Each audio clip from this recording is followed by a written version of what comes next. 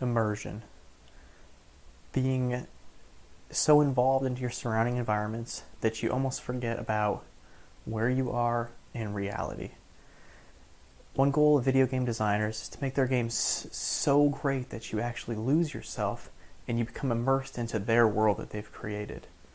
So what makes a video game amazing? What makes it an extremely immersive environment? To me, my belief of that is the graphics. The better the graphics, the more immersed you're going to be into your environment. The more realistic it looks, the more you're actually going to fake your mind out and think, hey, I'm in a video game. I'm actually doing whatever I'm doing.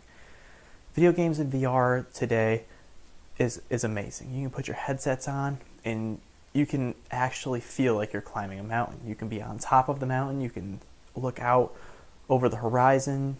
You can put yourself in a virtual battlefield. You can immerse yourself into a video game and actually feel like you're fighting a war. You can, with the new advanced simulators, for flight simulators, you can put your headsets on and you can feel like you're flying a plane. You can look around, turn left and right, and really immerse yourself into that video game. So how is this immersion possible, and where are the next steps, and where is it going to go from here?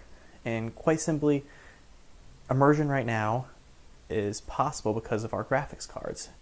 And the new latest and greatest graphics card, the best technological advancement out there so far when it comes to the immersive environment, is the new RTX flagship graphics cards from NVIDIA. So how is a graphics card, what is a graphics card going to do for me? What does a graphics card do to help immerse me into my environment when I'm playing a video game? Well, for that you got to look and see what a graphics card actually is, what it actually does.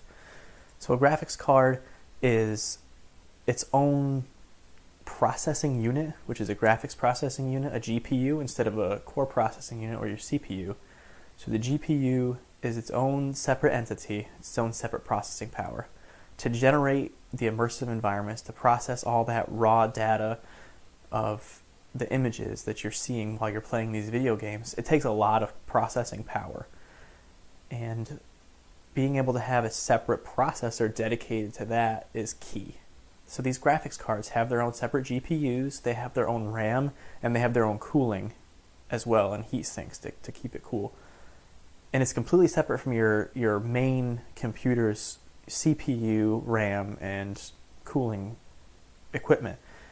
So since it's separate, it's able to handle large amounts of processing power and not bottleneck or slow down your PC one bit. So obviously the better graphics card you have, the more graphical capabilities your computer has. So why is this important? Well, nowadays graphics games it's kind of getting crazy. You can go out and buy a 4K 32-inch monitor, not TV, mind you, a monitor. It's curved and it does 4K. That's a lot of output power that you need, a lot of graphicking, a lot of mathematical computations that your computer's going to have to do to output what you're seeing on your TV and make it look decent. So that's where the new RTX graphics cards come into play. Now, typically when NVIDIA releases a graphics card, they are all about pushing, new performance specifications. They're saying how many frames per second that you're going to get. Higher frames per second, you're going to be able to play Counter-Strike 2 at X amount of frames per second on 4K, and it's just going to be amazing. You're going to be able to play it faster, and it's going to look great because you're going to be able to play it so much faster, and it's going to be more sync time.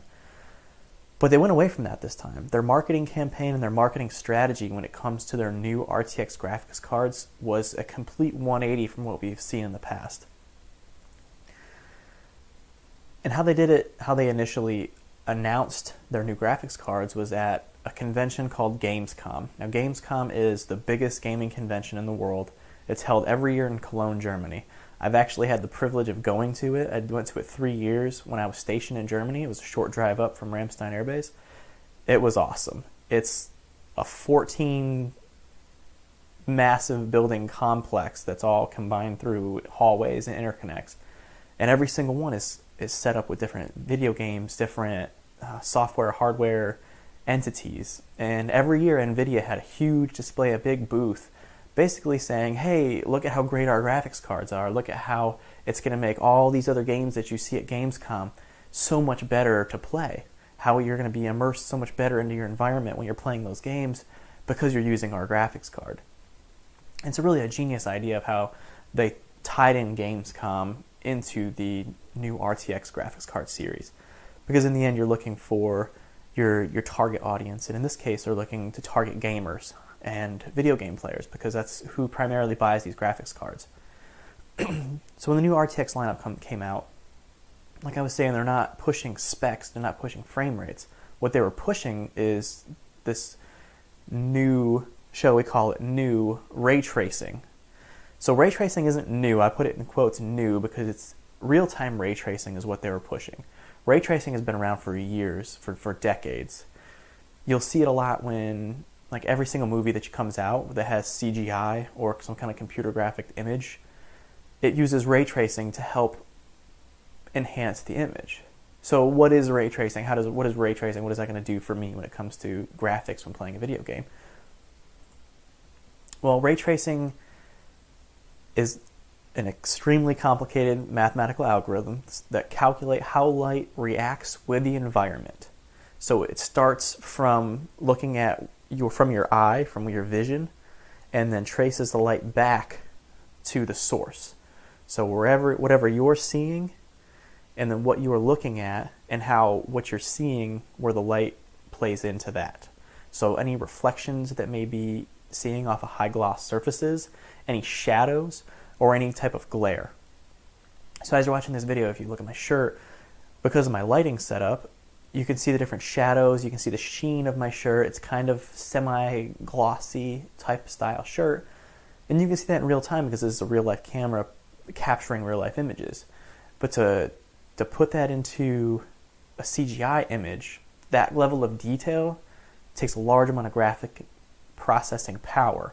So for movies and films, they have time to do that because they do it, in non-real time. It could take hours or even days to process 5 minutes of film, depending on how much they're putting in, how much detail they're putting into that image. And since I've been doing the research on this ray tracing and different light effects, I've kind of noticed it in the CGI and the videos that I've been watching. If you go back and watch certain videos, and for me specifically right now it's Moana, my younger children love watching that movie, and when I watched Moana recently, I took a note of the hair. Whenever Moana gets her hair wet from the ocean, you can see the different sheen and the different light textures and the different way the light reacts with her hair when it's wet as opposed to when it's dry. So that's what the ray tracing is. That's how the ray tracing helps make you feel like Moana is actually in real life, even though you know she's a cartoon and she's CGI. But it gives you that element of reality, an element of realism. So that's what the ray tracing is. So this idea of real-time ray tracing is huge. It's now going to be, since you can't go into a back end, you can't do non-real time when it comes to a video game, because the way you interact in a video game is going to be different every time. The way you move through a hallway, the way if you have a gun and you're shooting it, the way wherever you're positioned, whatever's around you, maybe that another player is blocking a light, and everything's going to be different, so it has to be done in real time. So this kind of power, this kind of processing environment has never been done before. And this is what NVIDIA is boasting their new cards can do, real-time ray tracing. And at their Gamescom conference, they were, like I said, they were pushing ray tracing really hard, not necessarily performance as far as frame rates, but ray tracing. And these are some of the examples that they showed. So as you can see, the difference between with the RTX off and the RTX on, which is the real-time ray tracing, it's just the different environments, the different way the light plays with the shadowing. And you can see that image, you see some more reflections in the RTX on version. And this one's really where, this one really sells it more to me, because now you're seeing the colors, the color shadows from the wall playing into it as well. It's not just black and white shadowing anymore. Now we're getting a little more color in depth into it. So now when game designers are designing their games, instead of, when an explosion happens or when a mage is casting a lightning bolt, you're actually going to see that blue arc into the shadows, into the gradients that you're playing in. It's going to make it more realistic. You're going to be more immersed into that video game now because of this real-time ray tracing that wasn't available, that wasn't possible before these new graphics cards came out. So are these NVIDIA RTX graphics cards, are these really the future? What they were boasting at Gamescom is that this is the biggest advance in graphics processing since the CUDA core. And the CUDA core is a type of parallel processing that they used to measure their graphics cards off. How many CUDA cores did it have? That was like their big selling point, was it's got 2,000 CUDA cores, it's going to be able to process amazing amounts of data. And when the CUDA core was developed and input, the first generation graphics cards that had CUDA cores were a 40% increase over their previous generations. So NVIDIA is saying that this new real-time ray tracing is going to be the same advancement in graphics processing that the CUDA core had. So they're boasting that it's going to be a 40% increase, essentially, a 40% increase in what we've had before. And it's almost like comparing apples and oranges in a sense, because now it's more about the quality of image, not necessarily the quantity, I guess you would say. So how does it play into the big picture? Like, is this going to be the future? Is it really all that it's cracked up to be, all the hype? Because there was a lot of hype surrounding this graphics card when it came out. And so far, it hasn't been out very long, but another key marketing strategy that NVIDIA and, of course, everybody that makes their graphics cards, because NVIDIA does have their Founders Editions cards where they're produced from NVIDIA, but there's also aftermarket cards made by Gigabyte, Asus, MSI, some of the big name computer parts manufacturers that are out there. They use the base chipsets and then they add on their own cooling and kind of tweak the RAM a little bit.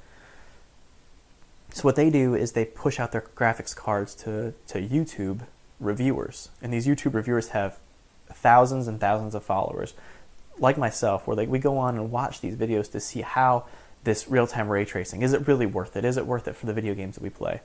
And so far, it's kind of had mixed reviews. From what I'm seeing when it comes to like gameplay, first-person shooters, that kind of stuff, online video gaming, you're not really getting a whole lot of advance right now. There's not a whole lot of games taking advantage of the real-time ray tracing. There's actually none released right now. However, they do have 5 on the books to be released, 5 big-name games that NVIDIA has locked down. They're producing games specifically around this real-time ray tracing, which is in their big, obviously, marketing tie-in. If they want to sell cards and you're a big, avid player of Battlefield, if they're incorporating Battlefield with this new real-time ray tracing, then you're going to want the best graphics, the best immersion into that game. You're going to want the video card that can take advantage of these new technological advances. But right now, it doesn't seem like it's a huge step forward because, honestly, I feel like the hardware is ahead of the software, which tends to not be the case. But where I can see this real-time ray tracing really coming into play is in the realm of virtual reality. So virtual reality, you put your headsets on, and the whole point of virtual reality is total immersion. All you can see in your field of view is your environment around you. And now with the new HTC Vive Pros, they have the headphones and everything, so you're locked into that environment. So now real-time ray tracing, with the advancements in the processing power that these cards have, I feel like you're going to be immersed into that environment so much more than you were before. It's going to be a smoother image. It's going to look more detailed. The realism is going to be there. Now, I typically wear glasses, but I wasn't able to wear them because of the way the light reflects off of them. Now, in typical CGI, if somebody was wearing glasses and they put them on, you wouldn't see the reflections, as you can see in my lens now. That wasn't an option before, but now, if you have that in a VR environment and you have that ability, then it's going to trick your mind, essentially, which is the whole point of immersion, the whole point of VR, is tricking your mind into putting you in another reality. We are coming much, much closer to the real possibility of something like what you saw in the movie Ready Player One, if you've seen that, an entire world based around virtual reality, where everybody can go in and interact in a virtual reality world. I feel like this new RTX graphics card is a huge step in the right direction, and I feel like this real-time ray tracing is going to be a huge difference in the prior generations when it comes to immersion. And that's the main goal of this graphics card. That's how they push their marketing. That's how they've really got this card out, is immersive graphics with better shadowing, better light effects. Because lighting effects, how the light reacts, your mind knows the difference. It really does. It knows the difference between how it's supposed to react and how it doesn't. You can't explain it, but it knows. So going forward, I think these RTX cards are going to be amazing, and I really think that we have stepped into the next world or the next generation of graphical power. So this has been my presentation, and thank you very much.